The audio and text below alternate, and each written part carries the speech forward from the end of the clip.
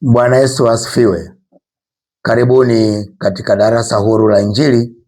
Katika darasa hili tunajifunza neno la Mungu kwa usahihi kama lilivyo, kwa lengo la kutaka kuwafanya wanafunzi wetu kumjua sana mwana wa Mungu. Lakini jambo la pili, tunajifunza neno la Mungu ili tukue katika neema na katika kumjua Bwana wetu Yesu Kristo. Jambo la tatu, tunajifunza neno la Mungu mpaka Kristo aumbike ndani yetu. Lakini mwisho, si kwa umuhimu, tunajifunza neno la Mungu ili kujenga roho ya watu wa Beroya ambao pamoja na kulipokea neno au mafundisho ya Paulo kwa moyo wa uelekevu, waliyachunguza maandiko kila siku ili waone kama ndivyo yalivyo. Karibu katika darasa hili ambalo linapatikana katika chaneli ya Mwalimu Kimweri TV, na mwisho usisahau kusubscribe, kushare na kucomment, na Mungu akubariki. Leo tunaanza safari ya siku 3. Tutajifunza habari ya mafundisho. Tutaona nguvu ya mafundisho. Tutaona umuhimu wa mafundisho. Tutaona madhara ya mafundisho.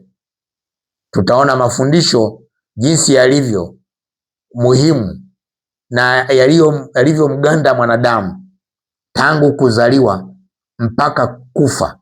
Maisha ya mwanadamu ni mafundisho, kiasi kwamba tunaweza tukasema maisha ni mafundisho.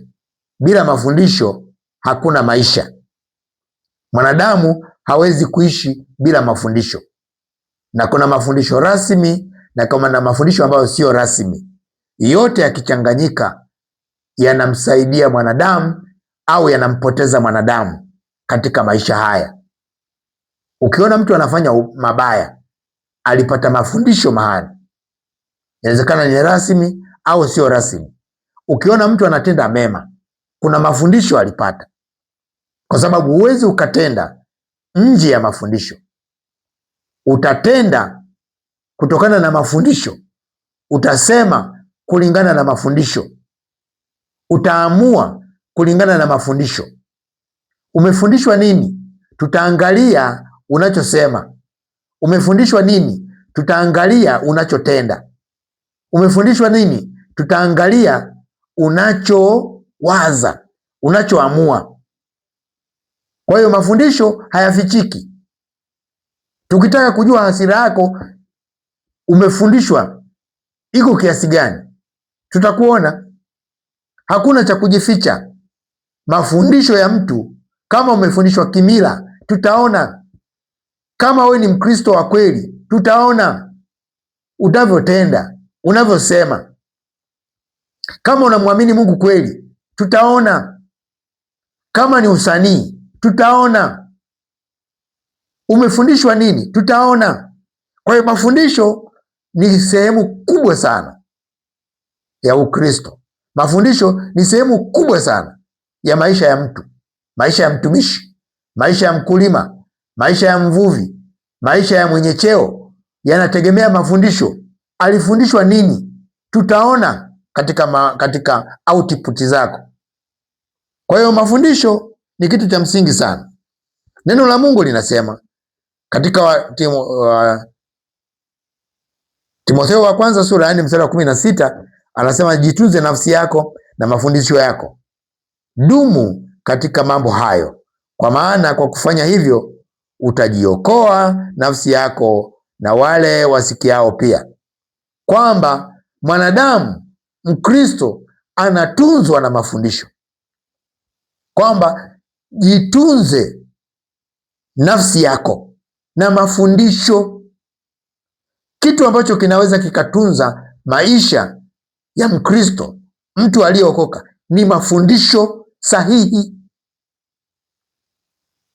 Lakini kitu ambacho kinaweza kikambomoa pia kinyume chake ni mafundisho ya uongo, ambayo yako mengi sana katika dunia hii sasa.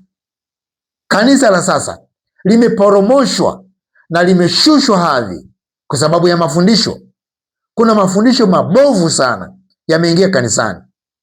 ni nia ya darasa hili kuyaanika mafundisho yote ya uozo yaliyoliozesha kanisa.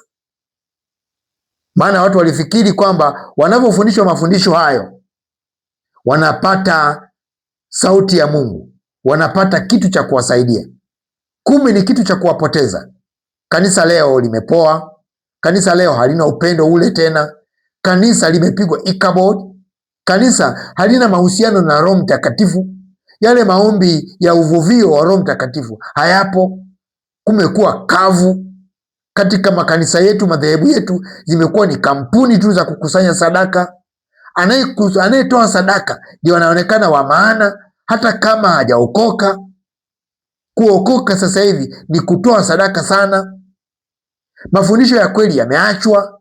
Watu wanafundisha mafundisho kwa kuchagua. Waumini nao wanachagua kwamba wafundishwe nini. Ukiwafundisha mafundisho ambayo yanawakera, yanawaumiza, wanaacha kuja kwenye ibada na huwafanyi kitu.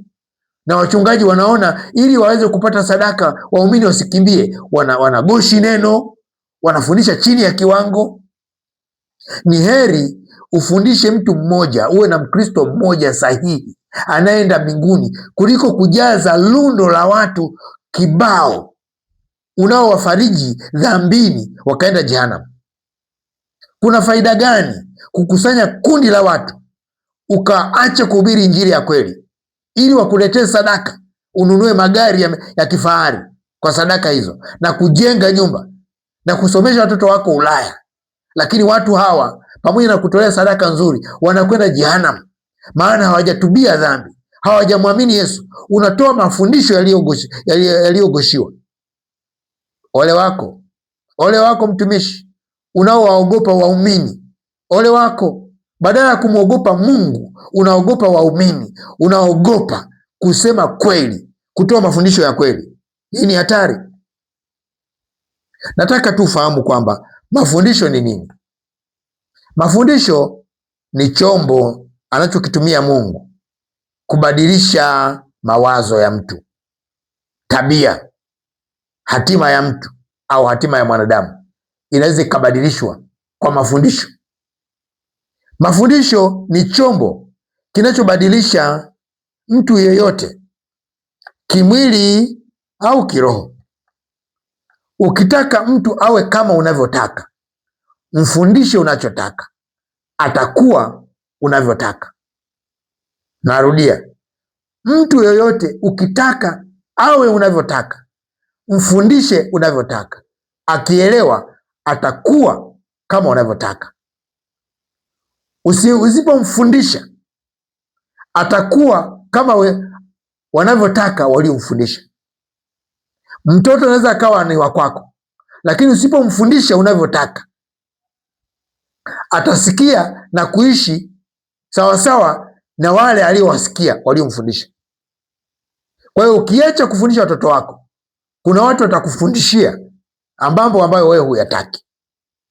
Kwa hiyo Mungu atusaidie ili tuweze kuelewa hii dhana ya mafundisho.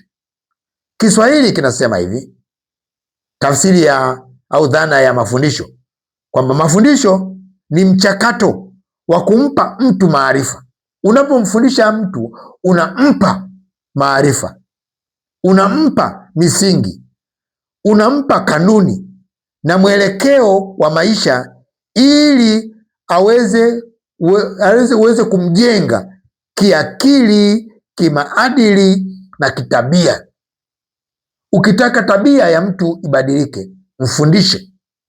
Ukitaka akili ya mtu ibadilike, mfundishe. Ukitaka mtu abadilike maadili, mfundishe. Ukitaka mtu awe mwizi, mfundishe. Ukitaka mtu awe seremala, mfundishe. Ukitaka mtu awe mwanajeshi, mfundishe. Mtu wa kawaida kabisa kijijini, mpeleke kwenye kozi ya urubani, atarusha hiyo ndege na utashangaa. Mtu yoyote wa kawaida mpeleke chuo, atakuwa mwalimu, atakuwa dokta, atakuwa kila kitu ambacho unataka. Kinachombadilisha mtu kutoka katika hali ya kawaida kuwa katika hali ya uprofessional ni mafundisho. Mafundisho ndiyo yanayomuumba mtu. Kazi ya mafundisho ni kuumba mtu wa ndani ili aweze kutoa maamuzi ya nje yatekelezwe, kwa sababu Biblia inatueleza wazi kabisa mwanadamu ni 2 in 1. Mwanadamu ni 2 in 1, au mwanadamu ni wawili katika mmoja. Mwanadamu ana utu wa nje unaoonekana, mwanadamu ana utu wa ndani usioonekana. Na kama unakumbuka, nilikueleza mahali fulani kwamba mwanadamu ana akili mbili. Ana akili ya mwili iliyo kwenye ubongo, inaitwa intelligent, na inapimika na inazaa mawazo. Mwanadamu ana akili ya pili ya kuzaliwa, inaitwa mind kwa Kiingereza, iko kwenye nafsi, inatoa fikira. Sasa kufikiri na kuwaza ni vitu viwili tofauti. Hata Waingereza kuwaza wanaita kuthink, kufikiri wanaita meditation, kumeditate. Sasa kumeditate kuna nguvu zaidi kuliko kuthink, na kumeditate ndiko kunakotoa matokeo. Unaweza ukawaza, lakini hayo mawazo ukiyafikiri lazima yatoe matokeo. Sawasawa na Ezekieli sura ya 38 mstari wa 10, kwamba siku mawazo yako yatakapoingia kwenye moyo. Maanake mawazo sio ya moyo, ndio maana yameingia kwenye moyo. Anasema ndipo utakusudia baya likatimia. Kwa hiyo mwanadamu ni 2 in 1. Biblia inasema katika Biblia, katika Wakorintho wa pili sura ya 4 mstari wa 16, anasema kwa hiyo hatulegei, bali ijapokuwa utu wetu wa nje unachakaa, lakini utu wetu wa ndani unafanywa upya siku kwa siku. Paulo anaeleza kabisa kwamba mwanadamu yoyote ana utu wa nje unaoonekana, unaovaa suti, unaokula chakula, unaolala. Huu ni utu wa nje, lakini anasema huu utu wa nje unawezekana ukawa unachakaa, unazeeka, lakini utu wa ndani usioonekana unafanywa upya siku kwa siku. Huu utu una mawazo, huu utu una fikira, huu utu una maamuzi, huu utu hauchakai. Anasema huu utu wa ndani ndio utu unaoongoza utu wa nje. Utu wa nje hauna maamuzi. Maamuzi yote yanatoka katika utu wa ndani, kwenye mawazo, kwenye fikira, kwenye maamuzi huko ndani. Kinachoamuliwa huko ndani, mwili huku nje ni mtekelezaji tu. Unaweza ukampiga ngumi mtu hata kabla ya kumpiga. Unapompiga, yale ni marudio. Unaweza ukamtukana mtu hata kabla ya kumtukana. Watu wengi sana, mambo mengi sana yanaanzia rohoni, yanajitokeza mwilini. Mwilini ni marudio. Ndiyo maana Yesu alisema yoyote atakayemtazama mwanamke kwa kumtamani amekwisha kuzini naye. Manake unaweza ukazini kabla ya kuzini, kwa mujibu wa andiko alilosema Yesu. Maana yake dhambi inaanzia ndani, inaanzia kwenye mawazo. Na ndio maana Yesu alisema watu wakashindwa kumwelewa kwamba sio kitokacho kimtiacho mtu unajisi, sio kiingiacho kimtiacho mtu unajisi, bali kitokacho moyoni, ambako kuna mawazo mabaya. Hayo ndio inayomtia mtu unajisi. Na ndio maana siku ya mwisho watu watahukumiwa si kwa dhambi za kutenda na kusema, watahukumiwa kwa dhambi za nia, za kuwaza. Ukikusudia tu ndani, hata kama hujatenda, umetenda. Ukimtukana mtu kwa kuwaza, hata kama hujamtukana dhahiri, umetukana. Ukimpiga mtu kofi, hata kama hujampiga kwa huku mwilini, umeshampiga. Kwa sababu Mungu anaangalia moyo, anaangalia kule kwenye chimbuko ya ulichotenda, kwa sababu wewe sio mwili, wewe uko ndani. Kwa hiyo wewe mwenyewe uko ndani, unaweza ukafanya kabla mwili huko haujafanya. na mambo yote yanaanzia rohoni, yanaanzia kwenye moyo, yanaanzia kwenye mawazo, yanaanzia kwenye fikra na yanajitokeza huku nje. Plato, mwanafunzi wa Socrates, aliwahi kueleza theory yake inayojulikana kwa jina la Theory of Forms. Theory of Forms, Plato anaeleza kwamba mwanadamu anaishi katika ulimwengu wa aina mbili. Anaishi katika ulimwengu huu unaoonekana ambao ni feki, na anaishi katika ulimwengu usioonekana ambao ni original. Ulimwengu usioonekana ndio original, ndio halisi. Ulimwengu usioonekana ni feki. Na anasema kwamba vitu vyote vinaanzia katika ulimwengu usioonekana. Anatoa mfano, anasema hata aliyetengeneza kiti alianza kukiona katika akili, katika ubongo, katika mawazo, ndipo akakitekeleza mwilini. Kwa hiyo mwanadamu ni halisi katika ulimwengu wa roho kuliko katika ulimwengu wa mwili. Anaishi zaidi katika ulimwengu wa kiroho, huku anatekeleza ambacho kimeanza katika ulimwengu wa kimwili, katika ulimwengu wa kiroho. Yaani ukielewa hili hutapata shida. Mwanadamu lazima umwelewe, lazima ujielewe kwamba wewe ni nani. Unapotenda kimwili, hayo ni marudio, lakini maamuzi na utendaji umeshaamuliwa ndani. Mwanadamu ni utu wa ndani. Utu wa nje ni koti tu ambalo likivuliwa ndio unasema umekufa. Mwili unaenda kuzikwa, koti inaenda kuzikwa, roho inaenda kwa Mungu, kama tunavyosoma katika Mhubiri sura ya 12 mstari wa 7. Kwa hiyo tunapaswa kupata mafundisho sahihi ili tuweze kuwa watu sahihi. Kwa hiyo unapopata mafundisho, anayefundishwa ni yule mtu wa ndani, ili afanye maamuzi yatekelezwe na mtu wa nje.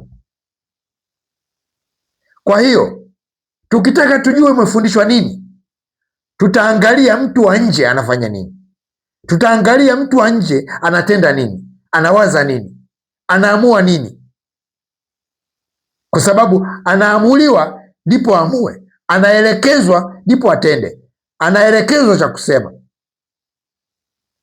Mtu wa ndani anasema tukana, tena anatukana kabisa mtu wa ndani, hapo mtu wa nje anarudia.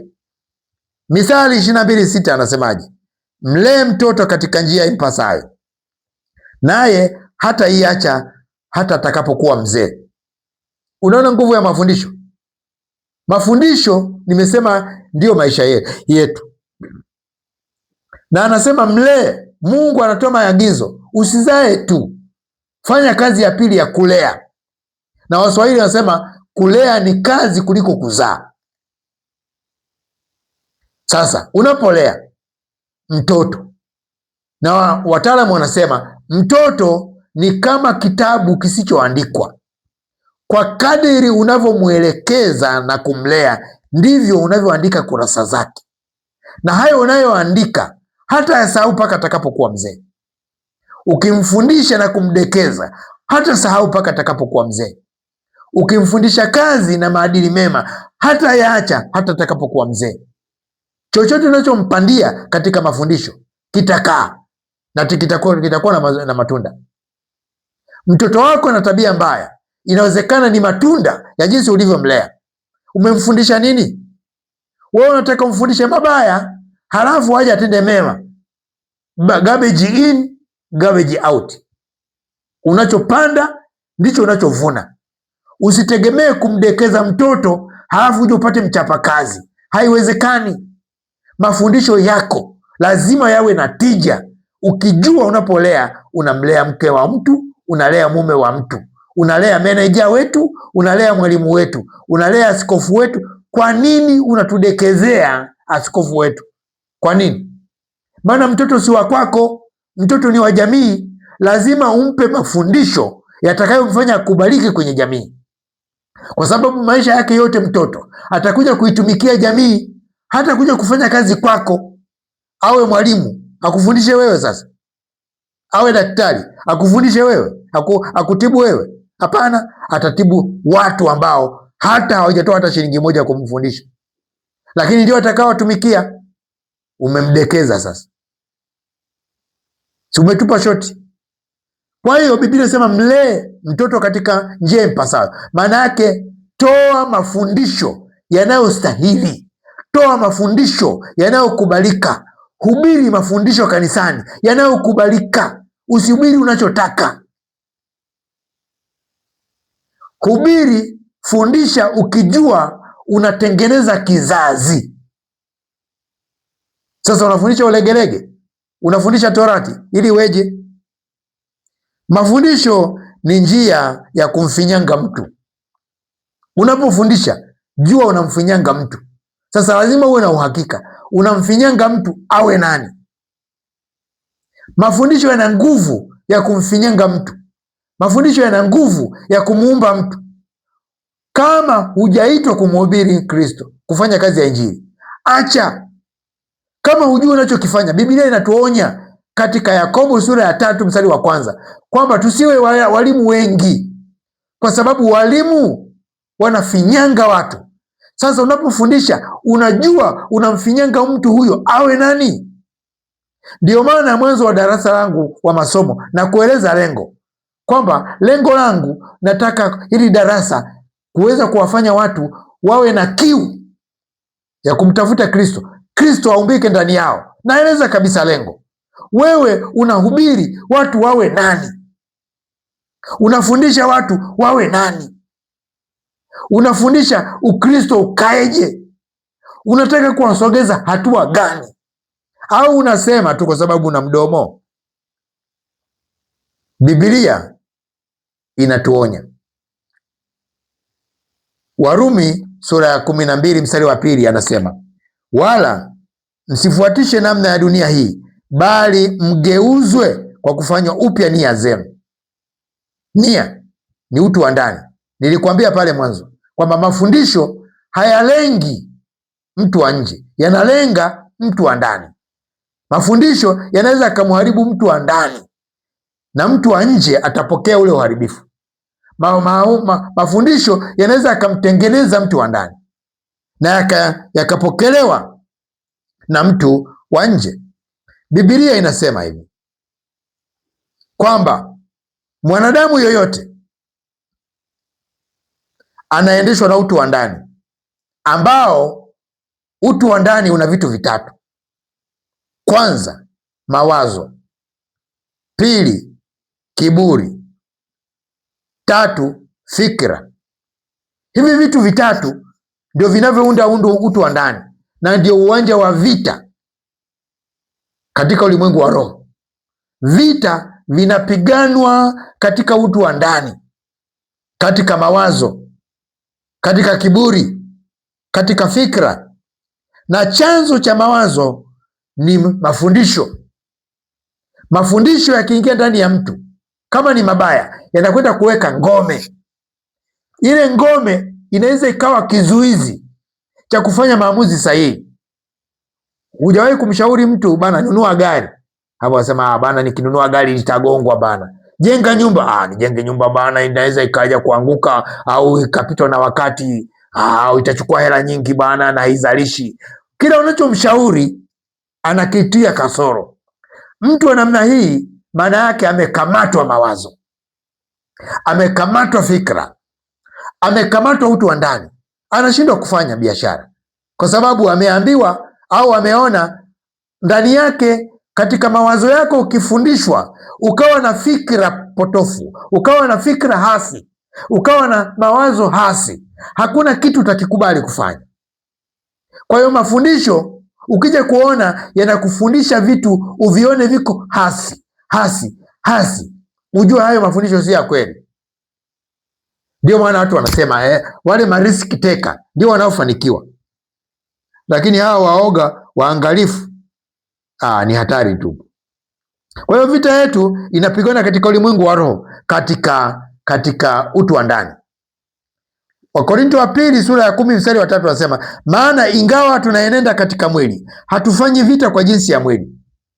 Maana silaha za vita vyetu si za mwili, bali zina uwezo katika Mungu hata kuangusha ngome. Angalia zile ngome anazozitaja.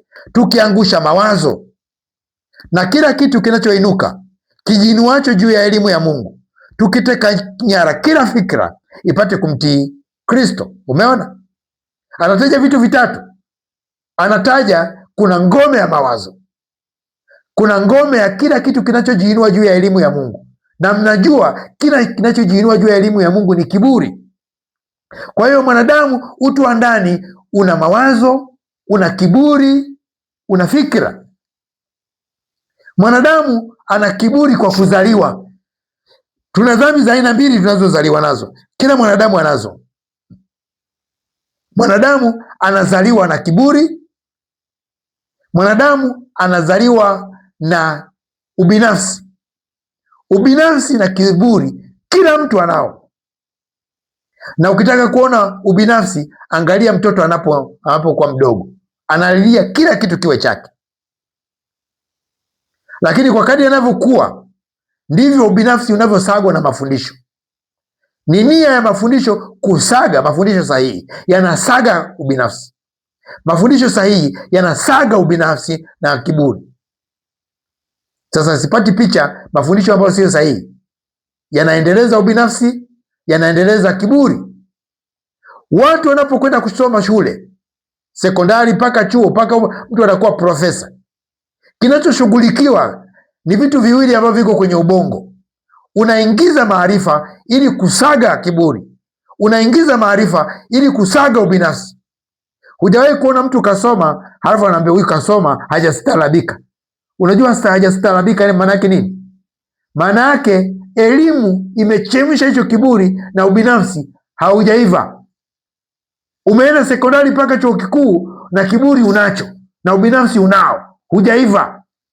Mafundisho hapo yamedunda, kwa sababu kazi ya mafundisho ni kusaga kiburi, ni kusaga ubinafsi. Mungu atusaidie ili uweze kupata mafundisho sahihi.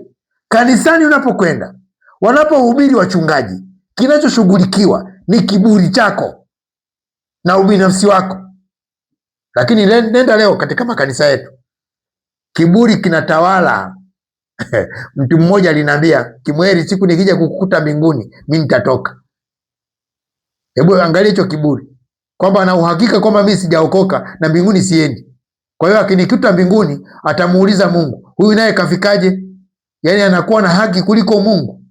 Kiburi. Watu wana viburi kwa level tofauti, watu wana ubinafsi kwa level tofauti. Haijalishi ni Mkristo, haijalishi ni nani, kiburi iko ndani, lazima uishinde kwa mafundisho. Na sasa ukipata mafundisho ambayo si sahihi, yanakwenda kujenga ngome. Sasa maanake unakuwa na kiburi, wala hujitambui. Mungu atusaidie, kwa sababu mafundisho ni hatari kuliko tunavyodhani. Na mafundisho haya nilisema tangu kuzaliwa.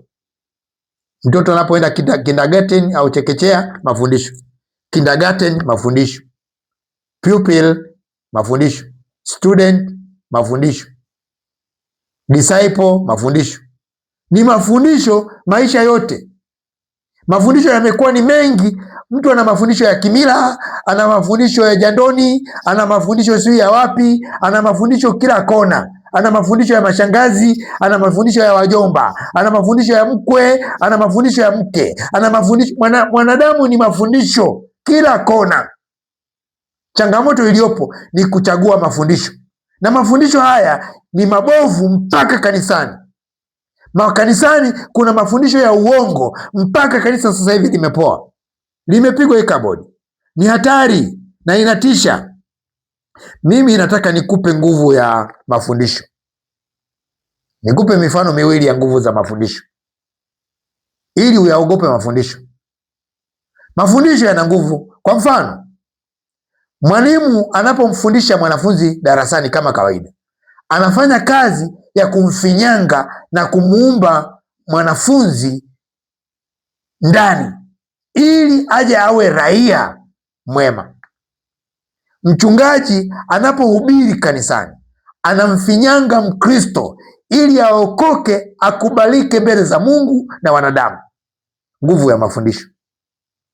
Luka anasema sura ya 6 mstari wa 40, Mwanafunzi hawi mkuu kuliko mwalimu wake, lakini mtu ambaye amehitimu hulingana na mwalimu wake. Umeona? Mwalimu anamfundisha mwanafunzi ili awe kama yeye. Akishakuwa kama yeye, mwalimu amefurahi. Kwa hiyo nguvu ya mafundisho inambadilisha mtu wa kawaida awe polisi. Nguvu ya mafundisho inamfundisha mtu wa kawaida awe dereva. Nguvu ya mafundisho inamfundisha mtu wa kawaida awe profesa sana, lecturer mzuri. Nguvu ya mafundisho inambadilisha mtu wa kawaida kabisa awe rubani, arushe mandege. Nguvu ya mafundisho inambadilisha mtu awe rubani wa ndege, awe nahodha. Nguvu ya mafundisho. Na tuna nguvu ya mafundisho pia tunaiona katika maisha ya kuua.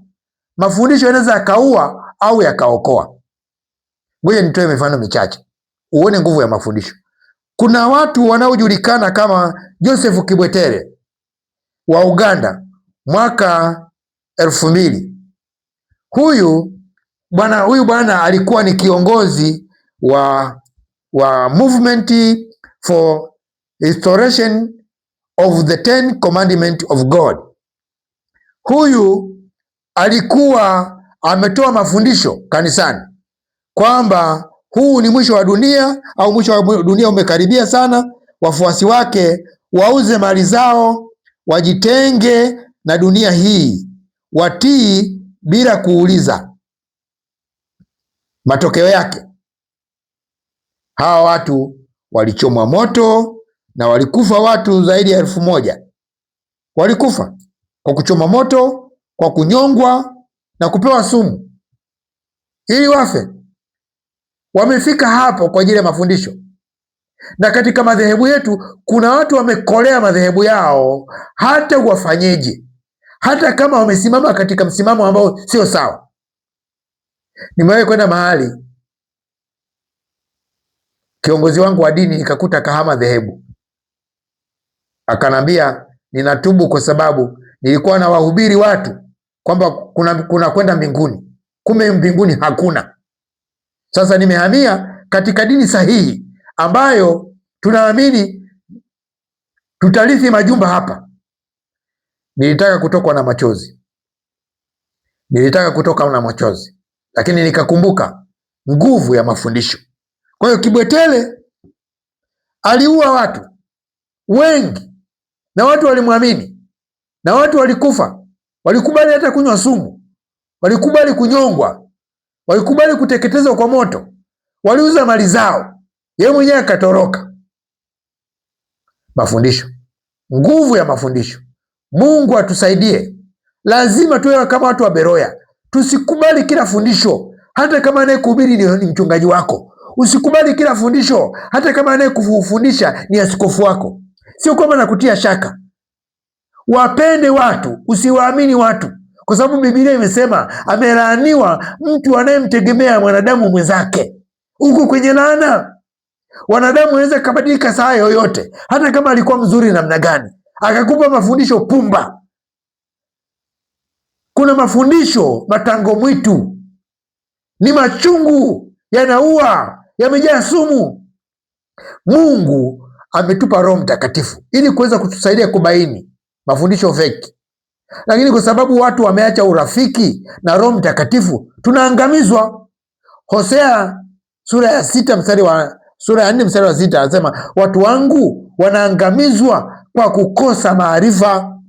Anasema kwa kuwa wewe umeyakataa maarifa, mimi nami nimekukataa wewe, usiwe kuhani kwangu mimi. Kwa kuwa umesahau sheria ya Mungu wako, mimi nami nitasahau watoto wako. Kwa kuwa unaangamizwa. Maarifa au mafundisho yanaweza kukulinda kama Hosea hapa, lakini mafundisho sahihi yanaweza kukulinda. Mafundisho ambayo hayako sahihi, ukikosa mafundisho sahihi, lazima uangamie. Na kanisa la leo linaangamizwa kwa sababu ya utitiri wa mafundisho. Walimu wanaofundisha Biblia ni utitiri. Tuna watumishi wa Mungu makanjanja ambao hata Roho Mtakatifu hayumo wala hata hawajaitwa. Wanahubiri tu kwa ajili ya matumbo yao, wanahubiri tu kwa ajili ya faida zao, wanahubiri tu kwa ajili ya fitina, wanahubiri tu ili wajulikane. Lakini nia ya dhati ya kutaka kanisa libadilike, wampate Kristo, na baada ya maisha haya waurithi ufalme wa mbinguni ni wachache sana. Na Mungu atusaidie, na hao wachache wala hawapendwi wala hawapati nafasi. Ole wetu, ole wetu tunaoishi katika kipindi hiki.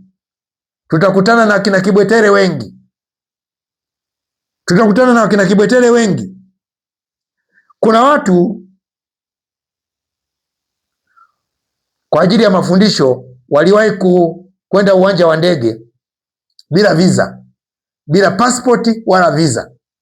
Wanataka kutimiza agizo, enendeni ulimwenguni kote mkahubiri injili kwa kila kiumbe, bila kufuata taratibu. Wamefunuliwa, wametumwa na Mungu kwamba Mungu atakuja, atawalipia, wataenda. Wanaulizwa rudi kule, wanazungumza Kiingereza, wanasema hakuna shida, wataelewa. Mafundisho.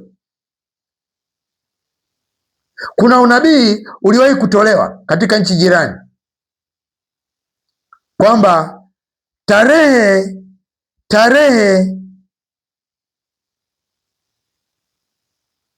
mwaka 20 na ngapi, 25 hivi karibuni. Sasa hii tarehe yangu sijaiona hapa, tarehe 2 Agosti. Kuna nabii alisema nchi jirani hapa kwamba tarehe 2 Agosti 2025 waliripoti kwamba itakuwa ndio mwisho wa dunia, na watu wakausubiri mwisho wa dunia mwaka jana ile hola. Mafundisho. Kuna mtu mmoja anajulikana kama Paulo Makenzie Chakabaholo 2023, nadhani mnakumbuka. Alitoa mafundisho, alikuwa ni nabii, na akatoa mafundisho, akawaambia wafuasi wake kuwa msile chakula wala msinywe maji, kufunga hadi kufa ndiyo njia ya kukutana na Yesu. Watoto wafe kwanza, kisha wazazi. Dunia hii ni ovu, wokovu ni kwa kufa kimakusudi. Yaani kufa kimakusudi, huo ndio wokovu. Mafundisho. Iko mifano mingi, na wewe unajua, unaweza ukaorodhesha mifano mingi ya mafundisho ya uongo, na ni mingi, ni mingi, na kanisa limevamiwa na mafundisho hayo mengi. Kipindi kinachofuata tutajifunza hayo mafundisho ya uongo. Fundisho la mzaliwa wa kwanza kwa mfano ni uongo. Tambua majini 99 yanafundishwa kanisani, ni uongo. Tambua nguvu za mizimu ya wahenga, ni uongo. Tambua vifungo vya mababa zako vya kurithi, ni uongo. Mafundisho hayo yamejaa kanisani. Utayajuaje haya mafundisho? Mafundisho yoyote yanayokutia hofu, yanayokutia mashaka, yanayotia kiulizo katika kazi ya msalaba, yaani yanakutoa katika kumwamini Yesu. Mafundisho yanayofanana na yale ati ndivyo alivyosema Mungu. Ikiwa wewe ni mwana wa Mungu, yanayokutia hofu, tambua ndugu yangu, hayo ni mafundisho ya uongo, yamejaa kanisani. Ni nia ya darasa hili kuhakikisha kwamba tunajifunza kwa uongozi wa Roho Mtakatifu, ili tuhakikishe kwamba tunayatambua mafundisho ya uongo na kuachana nayo. Biblia hapa mwisho inasema katika Timotheo wa kwanza sura ya 4 mstari wa 16, neno la Mungu linasema, jitunze nafsi yako na mafundisho yako. Kama kanisa ni lazima ujue kuna mafundisho mengi sana. Kama sasa hivi sera iliyopo katika madhehebu yetu ni kutoa. Sisemi kutoa ni kubaya, lakini sio kipaumbele kanisani, sio kipaumbele kama wokovu. Injili ya wokovu sasa hivi haipo, imeachwa. Injili ya namna ya kumpata Roho Mtakatifu, kuwa na urafiki na Roho Mtakatifu na kudumu katika neno haipo. Injili inayookoa haihubiriwi tena. Watu wanahubiriwa falsafa, wanahubiriwa utoaji wa zaka, utoaji malimbuko, kuna sadaka siku hizi unaambiwa sindikiza maombi, kana kwamba yanaogopa. Yaani uombe halafu yale maombi yasindikize na sadaka. Yaani maombi, Roho Mtakatifu hayupo wa kupeleka maombi yetu, malaika hawapo wa kupeleka maombi yetu, mpaka sadaka tuzisindikize, mpaka maombi yetu tuyasindikize kwa sadaka, kana kwamba maombi yanaogopa. Na imefika mahali watu wanafundisha kabisa kwa uongo, bila woga, kwamba usipotoa sadaka Mungu hasikii maombi. Nani kakwambia?